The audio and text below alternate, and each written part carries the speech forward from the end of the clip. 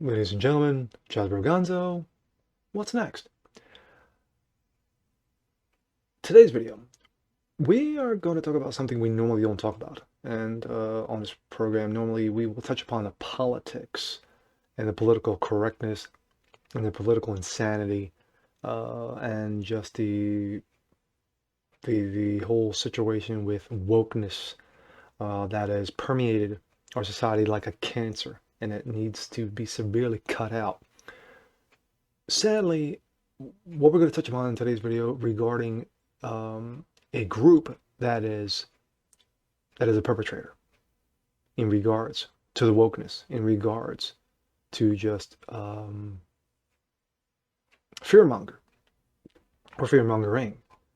And we're going to talk a little bit about them and what is recently involved with them, including one beloved children's author.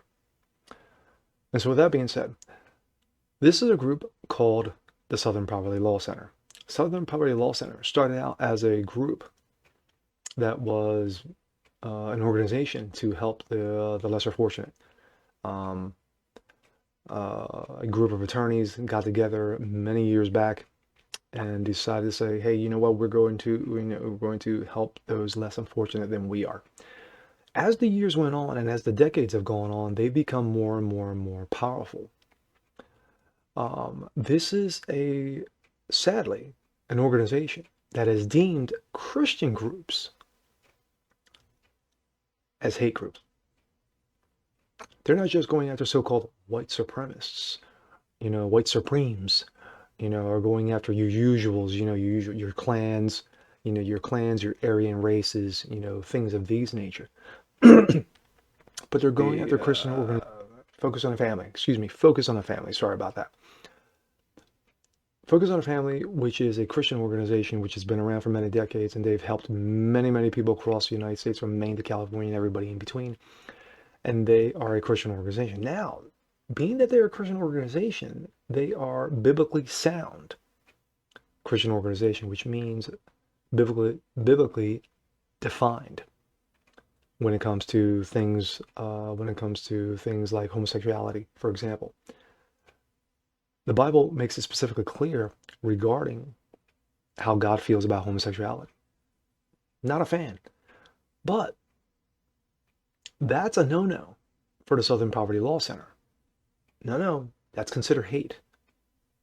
Even though God makes it specifically clear in the Bible how he feels about it and how Christians feel towards homosexuality, and how you battle against homosexuality, you battle it with love. You don't battle it with hate.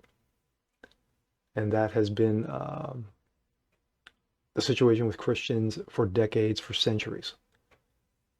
But leave it to the Southern Poverty Law Center to make something out of love and flip it towards hate, because sadly, they've become a left-wing arm of the Democratic Party. Well, the former Democratic Party, which of course is now the Socialist Party. But let's take a look at a couple of things. Let's go here. This is a book written by Tyler O'Neill called Making Hate Pay: The Corruption of the Southern Poverty Law Center. Racial discrimination, sexual harassment, offshore accounts, inflated and biased attacks on, quote, hate. These are some of the many reasons Americans should mistrust the SPLC. The SPLC started with noble intentions and has done much good over the years, but a pernicious corruption has undermined the organization's original mission and contributed to a climate of fear and hostility in America. Hotels, web platforms, and credit card companies have blacklisted law-abiding Americans because of the SPLC's disagreements with their political views. The SPLC false accusations have done concrete harm, costing the organization millions in lawsuits, a deranged man even attempted to commit mass murder, having been inspired by the SPLC's rhetoric. Let that one sit for a second. How did a civil rights group, and that's what they were, that's what their inception was,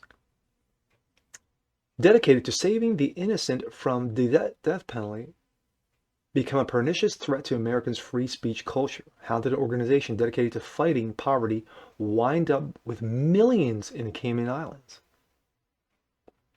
How did a civil rights stalwart find itself accused of racism and sexism? This is the book, and normally we don't push books. This is the first time I've ever talked about a book on this channel.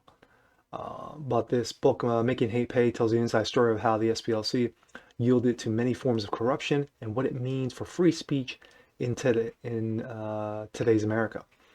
It also explains why corporate America, big tech, government, and the media are wrong to take the SPLC's disingenuous tactics at face value and the serious damage they cause by trusting this corrupt organization. And of course, the book is called Making Hate Pay by Tyler O'Neill, which is sold currently on Amazon. This is where we're at. This is where we're at when you have an organization like the SPLC. As we can see, it's got a very positive creation. It was a positive creation. Good intentions, but as we know,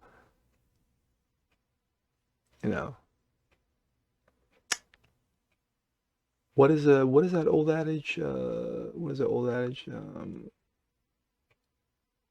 The way to hell is paved with good intentions.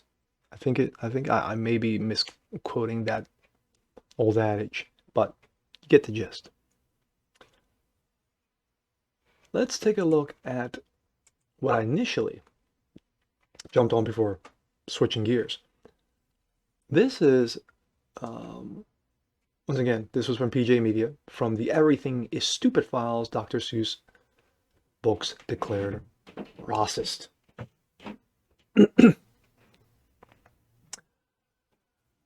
Dr. Seuss, the beloved children's author that has taught generations of Americans to love reading at very early ages, has suddenly come under fire for supposedly displaying racial undertones, quote unquote, and white supremes, quote unquote. A radical education group associated with SPLC issued a report that declares Dr. Seuss's books display troubling signs of, quote, Orientalism, that's a first,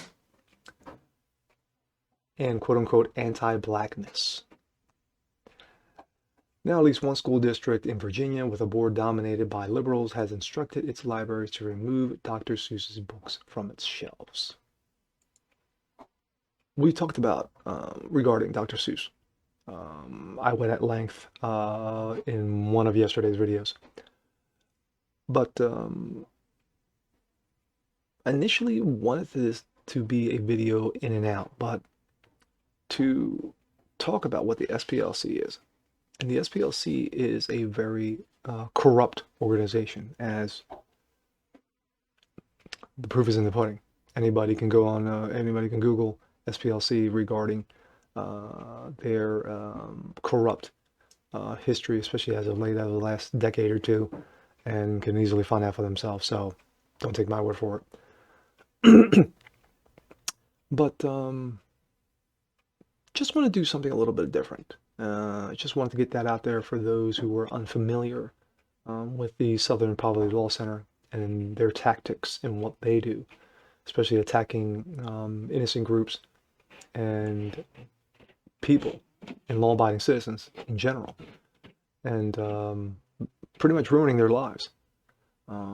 So for those who are unfamiliar with it, make yourself familiar with it, because if you're a young conservative organization, a young libertarian organization, an organization in general who basically just believes in freedom of speech and differing opinions, they could be coming after you. And with that being said, I'm Jasper Gonzo. This is what's next. See you guys next time.